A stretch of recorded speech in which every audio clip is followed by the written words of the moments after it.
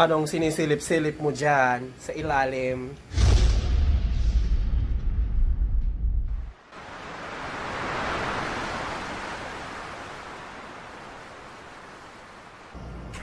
Bakit? Nagtatrabaho ako. Diyan ka lang sa ilalim, ha? Mamaya na tayo maglaro, ha? Aray. Aray, nasusugatan na naman ako sa'yo. Ayan na naman siya. Nakipaglaro na naman habang avail. Habang wala akong tawag. Ano yun? Yan ka lang. Mamaya na tayong umaga maglaro, ha? Para kang bata, eh. O, dyan ka lang. Sweet talaga nitong kumag na to. Ang sweet. Minsan nakakabwisit mo, eh. Ay, paano kung magkakajowa nito? Dikit ka ng dikit.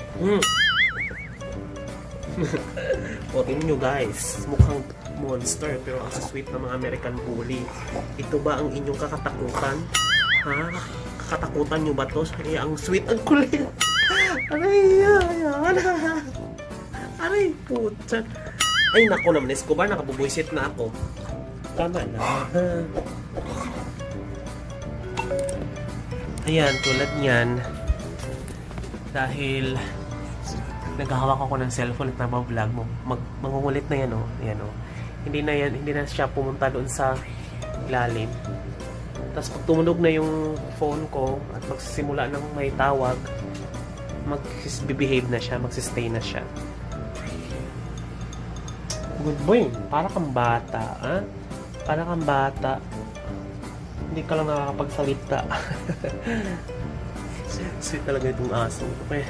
Minsan, pag nabubuisit ako, alam mo yung tulad niyan, pag dumating ako, tapos sobrang excited niya, tapos dinadambahan ako, nasusugatan ako dahil ang bigat nga niya, diba? Kasi ang lakas niya mangyakap-yakap, mandadamba pag nawala lang ako ng mga ilang oras. Pag may inasikaso ako sa labas, pagbalik ko, wala na. Kailangan ko magpantalon ng maong or else dugo-dugo yung ano ko kasi talagang grabe yung kuko. Ganyan siya. Pero pag ano naman galit ako, yan po, tumatahimik naman siya pag galit ako. Pupunta siya doon sa dulo sa may ano, sa may pinto pag nagagalit ako. Hindi siya tumatahol dito sa ano, loob. Hindi siya matahol eh. Siguro dahil big dog. Kasi yung mga maliliit, yun ang maingay eh. Eventually. Anong sinisilip-silip mo dyan sa ilalim? Yan yung bahay mo, Escobar, ha? Dami mo ng fan sa vlog ko, ah. May PR package ka pa na parating, ah. Puti ka pa, may PR package ka. Ako wala. Oh, ano yan? Wait lang. No? Bakit ka nang hahamps? Laki-laki mo eh. Puti ka pa, may PR package kang paparating, ha? By the way, guys, si Escobar pala may kumontak sa akin na Dog Supplement Company. Nagpapadala sila sa kanya ng mga supplements. I'll share it with you para... Ano ba? Ang kulit mo. Di pa itong mga aso. Pag kinontent sa vlog, may mga nanonood eh. So ito, i-unbox lang. Unpack. Dumating kasi ngayon eh. Mabilisan lang to. Ooh, ito ay Bee-Wax pala. Ito, hindi to sa'yo. Next time ka na mag-unbox ng food supplement mo. Sa akin muna to. Ito ay Dreadlocks Hair Wax. In-order ko to sa Lazada para sa aking dreadlocks kasi medyo naghimulmul na yung dreadlocks ko, no? Pasira na ang mga dreadlocks ko kaya kailangan natin ng Bee-Wax. Ito ay Bee-Wax Organic. Hindi ako bumibili or gumagamit ng mga wax na mga branded kasi chemically content yun eh. So ito yung gagamitin natin. Yan guys, so this is actually perfect. Nakasilip. Nakasilip yung bata dun, no? Alam niyo pag nagwa-vlog ako eh. So ito, perfect to kasi, alam mo ba kung bakit ako bumili ng ganito? Kasi aayusin ko yung, ang dumi ng ano ko pala. Dito tayo sa kabila. Yan. So ito, ayusin ko yung dreadlocks ko.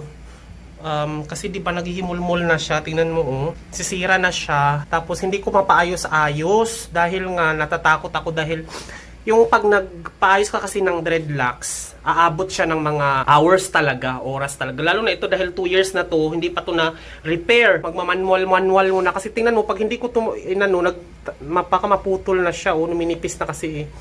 Yan, so lalagyan ko ng biwax para dumikit-dikit ulit sila. Pwede naman yung mga wax na nabibili mo na may mga branded na wax. Pero ayoko ng ganun kasi ito kasi organic siya, biwax. Bumili na rin ako ng yung pangganchilyo. Paparating na rin yun, yung pang dreadlocks na yung pangganchilyong gamit. 4 na piraso yun eh. So baka ako na mismo magawa-gawa dito. I-repair ko yung mga dulo-dulo. Pero dito sa taas, hindi ko to maayos yung sectioning nito dahil kailangan professional yung gagawa nito. Feel ko na hindi lalabas ngayong Saturday sa Greenfield.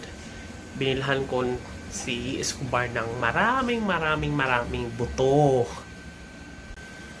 Hi, enjoy ka dyan?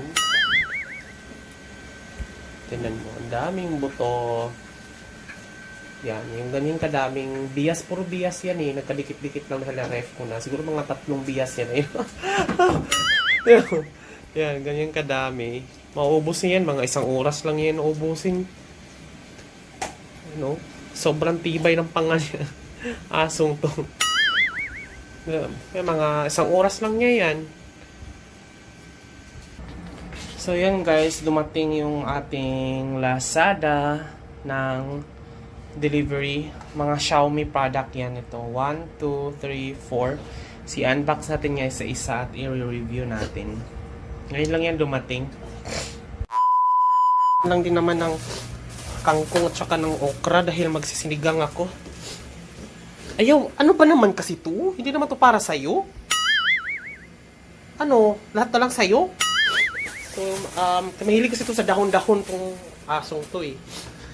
So, bumili na rin ako ng mabilisan na cellphone holder. Ilagay ko dito sa likod siguro, no? Kasi tumawag si Princess, ang hirap kasi nakasaksak yung cellphone ko, hindi pwedeng gawing pang tukod yung saksakan, baka mamaya masira yung phone. So bumili na ako, 200 lang to sa palengke. Lalagay ko siya dito sa likod. Lazada, ito ay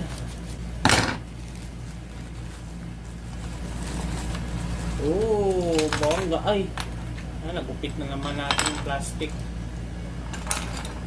Perfect.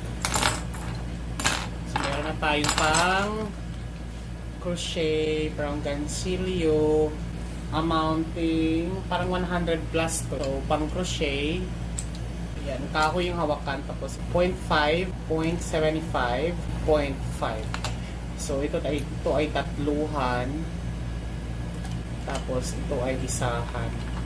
So, ito ay pang ganchilyo. So, pwede natin gamitin to guys, pang ganchilyo ganchilyo literally. Pero ito ay gagamitin natin para sa ating dreadlock. Pag halimbawa mag-aayos tayo ng dreadlocks.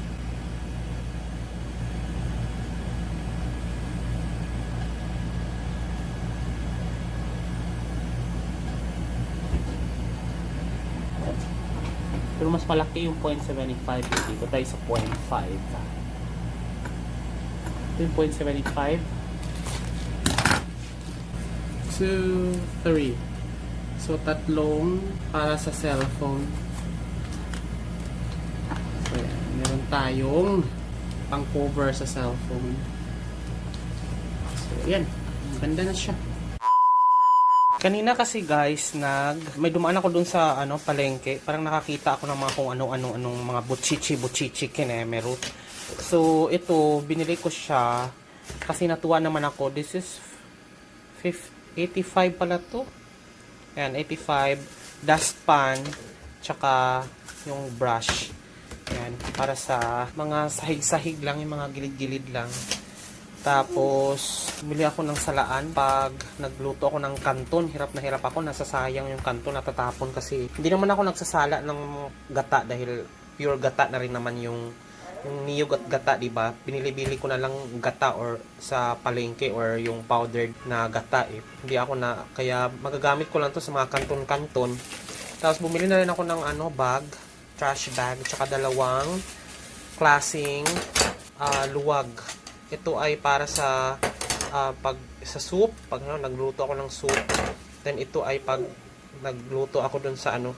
Kaya ganito yung binibili ko dahil ayoko ng metal dahil nga naka-teflon or non-stick yung lutuan natin. Nakakagasgas kasi kaya ito buti sa rito. Ay, ito na lang kailangan ko kasi wala akong malalim na ano eh. Pag nagsalok ako ng sabaw or something tapos ito naman parang pwede naman to pang soup. Yung mga soup na ganyan. Mushroom soup, ineme root, ganyan. Well, ito ay parang tig-20 lang to. Yan. 40 pesos na tong dalawa. So, itong all in all 175. So, yun. Dito, hindi naman masakit kasi maliit lang yung karayom at saka yung dito. Yun. So,